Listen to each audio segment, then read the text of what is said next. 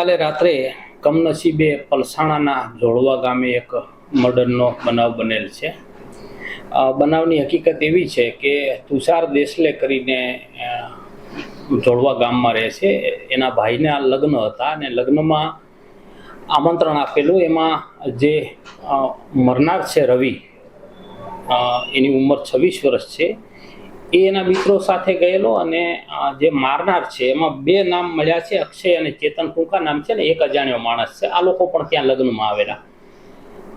એ દરમિયાનમાં એમને કંઈક ડીજેમાં નાચવામાં ઝઘડો થયેલો અને બાદમાં બિલકુલ ઘરની સામે જ આ તુષારના ઘરની સામે રામેશ્વર મંદિરનો ચોક પડે છે, એ ચોકમાં એ લોકો ભેગા થઈ ગયેલા અને એ દરમિયાનમાં કોઈ એક જણાએ ધારદાર છરીથી એને હુમલો કરી અને પડખાના ભાગે છરી મારી એટલે દવાખાને જતાં પહેલાં એનું ત્યાં મોત થયેલું. ડૉક્ટરે એને મરણ જાહેર કરેલ છે.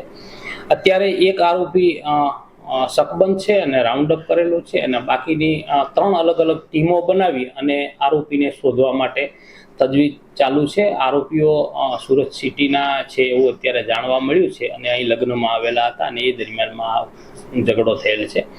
અત્યારે તપાસ પીઆઈ કરી રહ્યા છે અને આરોપીની શોધખોળ ચાલુમાં છે.